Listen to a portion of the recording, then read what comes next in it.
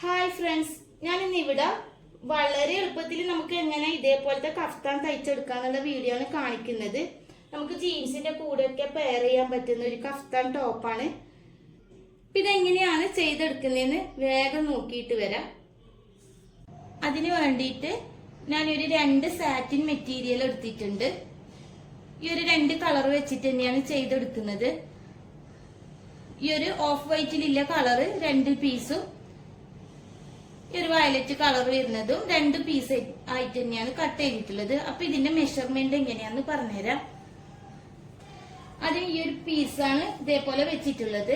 ഇതിന്റെ വീതി എടുത്തിട്ടുള്ളത് 32 ഇഞ്ചും ലെങ്ത് എടുത്തിട്ടുള്ളത് 11 ഇഞ്ചിലാണ് എടുത്തിട്ടുള്ളത്.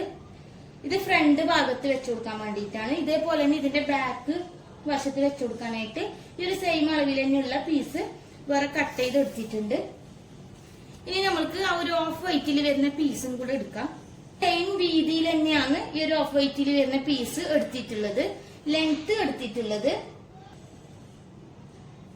19 ഇഞ്ചിലാണ് എടുത്തിട്ടുള്ളത്.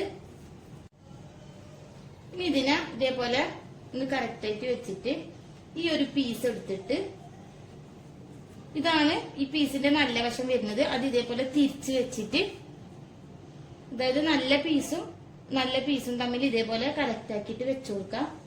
ഈ ഒരു സൈഡ് ഒരു 1/2 ഇഞ്ചോ 1/4 ഇഞ്ചോ വെച്ചിട്ട് ഫുള്ളായിട്ട് ആ ഒരു അറ്റം വരെ സ്റ്റിച്ച് ചെയ്തെടുക്കാം. 2 പീസും ഇതുപോലെ തന്നെ സ്റ്റിച്ച് ചെയ്തെടുത്തിട്ടുണ്ട്. ഇനി ഇതിന്റെ നെക്ക് ഒന്ന് മാർക്ക് ചെയ്തെടുക്കാനുണ്ട്. അതിന് വേണ്ടിയിട്ട് ഇത് ഫ്രണ്ട് പീസാണ്. ഇതേപോലെ മടക്കിയിട്ട് ഇതേപോലെ 2ആയിട്ട് മടക്കി വെച്ച് കൊടുത്തിട്ടുണ്ട്. ഇപ്പൊ ബാക്കും ഫ്രണ്ടും ഇതേപോലെ 2ആയിട്ട് തന്നെ മടക്കി വെച്ചിട്ടുണ്ട്. ഞാൻ ഇവിടെ ബാക്കിലും ഫ്രണ്ടിലും സെയിം അളവിൽ തന്നെയാണ് നെക്ക് കട്ട് ചെയ്തെടുക്കുന്നത്. നെക്കിന്റെ വിഡ്ത്ത് ഞാൻ ഇവിടെ 2.5 ഇഞ്ചിലാണ് എടുക്കുന്നത്. തയ്യൽ തുമ്പെല്ലാം അടക്കം ഞാൻ ഇവിടെ 4.5 ഇഞ്ചില് മാർക്ക് ചെയ്തെടുക്കുന്നുണ്ട്. ഇനി അതൊരു ബോക്സ് ആക്കാം. റൗണ്ട് ഷേപ്പ് തന്നെയാണ് എടുക്കുന്നത്. അത് ഇതുപോലെ റൗണ്ട് ഷേപ്പ് ആക്കിയിട്ടുണ്ട്. ഇനി ഇത് രണ്ടൊന്ന് കട്ട് ചെയ്യുന്നുണ്ട്. ഒരു പീസ് മാറ്റിയിട്ട് ആദ്യം ഞാനിവിടെ ഇതിന്റെ ഷോൾഡർ തമ്മിലൊന്ന് ജോയിന്റ് ചെയ്തെടുക്കാണ് ചെയ്യുന്നത്. അപ്പൊ അതിനു വേണ്ടിയിട്ട് ഒരു പീസ് ഇതേപോലെ വെച്ചു കൊടുക്കാം. അതിനുശേഷം അതിന്റെ മുകളില് മറ്റേ പീസും ഇതേപോലെ നല്ല വശം ഇതേപോലെ ആക്കിയിട്ട് വെച്ചു കൊടുക്കുന്നുണ്ട്. ഇവിടെ കറക്റ്റ് ആക്കി വെച്ചിട്ട് ഇവിടുന്ന് ഇവിടെ വരെ ഒന്ന് സ്റ്റിച്ച് ചെയ്തെടുക്കാം. അതേപോലെ തന്നെ ഇപ്പുറത്തെ സൈഡിലും ഈ ഒരു സൈഡ് ഫുൾ സ്റ്റിച്ച് ചെയ്തെടുക്കാം.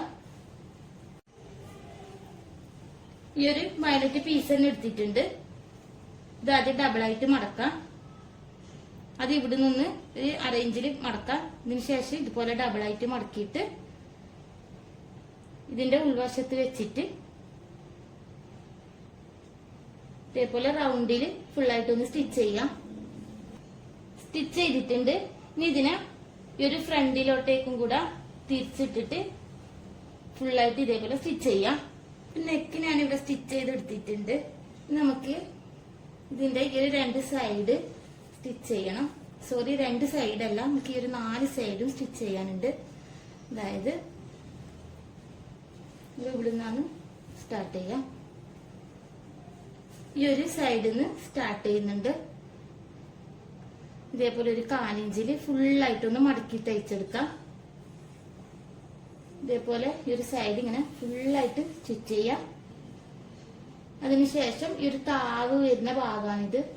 അവിടെയും 1/4 ഇഞ്ച് വെച്ചിട്ട് തന്നെ സ്റ്റിച്ച് ചെയ്യാം. പിന്നെ വരുന്നത് നമുക്ക് ഇപ്പുറത്തെ സൈഡാണ്.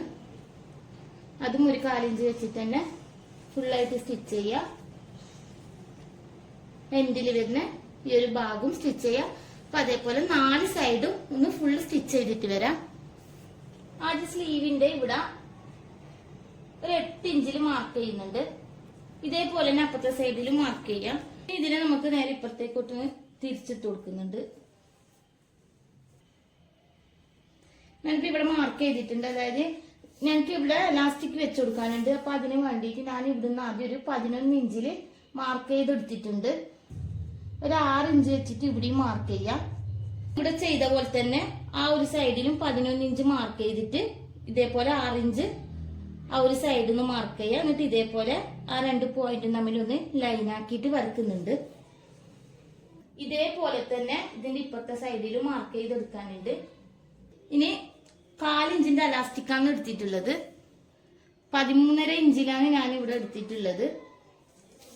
നമ്മൾ സാധാരണ അലാസ്റ്റിക് വെച്ച് സ്റ്റിച്ച് ചെയ്യുന്ന പോലെ തന്നെ സ്റ്റിച്ച് ചെയ്യാം. ഈ ഒരു പീസ് എടുത്തിട്ട് നമ്മൾ മാർക്ക് ചെയ്ത ഈ ഒരു പോയിന്റിന്ന് ഇവിടുന്ന് ഇവിടെ വരെയൊക്കെയായിട്ട് സ്റ്റിച്ച് ചെയ്തെടുക്കാം. ഇപ്പൊ 2 സൈഡിലും ഇതേപോലെ അലാസ്റ്റിക് ഇട്ട് സ്റ്റിച്ച് ചെയ്തിട്ടുണ്ട്. നമുക്ക് ഇവിടെയും കൂടെ ഒന്ന് സ്റ്റിച്ച് ചെയ്യാണ്ട്, ഇതിപ്പോ ഇങ്ങനെ ഓപ്പൺ ആയിട്ടാണ് ഉണ്ടാവുക. അപ്പൊ നമുക്ക് ഇവിടെ ഒന്ന് സ്റ്റിച്ച് ചെയ്യാനുണ്ട്. അപ്പൊ അതിന് വേണ്ടിയിട്ട് നമ്മൾ ഇവിടുന്ന് 6 ഇഞ്ചാണ് എടുത്തിട്ടുള്ളത്. ആ ഒരു 6 ഇഞ്ച് വെച്ചിട്ട് തന്നെ ഞാൻ ഇവിടെ ഫുള്ളായിട്ട് ഒരു ലൈന് മാർക്ക് ചെയ്യുന്നുണ്ട്. ഇവിടുന്ന് സ്റ്റാർട്ട് ചെയ്യാം. നമ്മളിവിടെ ഒരു 8 ഇഞ്ചിൽ മാർക്ക് ചെയ്തിട്ടുണ്ട്. സ്ലീവിന്റെ ഈ ഭാഗത്ത് ഈ ഒരു ഭാഗം വരെയാണ് 6 ഇഞ്ചിൽ മാർക്ക് ചെയ്ത് കൊടുക്കേണ്ടത്. 6 ഇഞ്ചിൽ ഇതേപോലെ ലൈനാക്കി എടുക്കാം.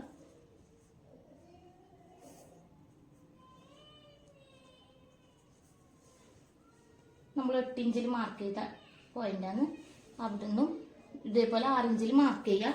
ഈ ഒരു സെയിം മെത്തേഡിൽ തന്നെ അപ്പുറത്തെ സൈഡിലും മാർക്ക് ചെയ്യുക.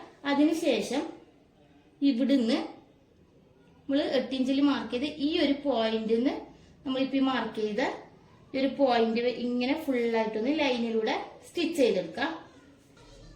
കഫ്താൻ ഇവിടെ സ്റ്റിച്ച് ചെയ്ത് കഴിഞ്ഞിട്ടുണ്ട്.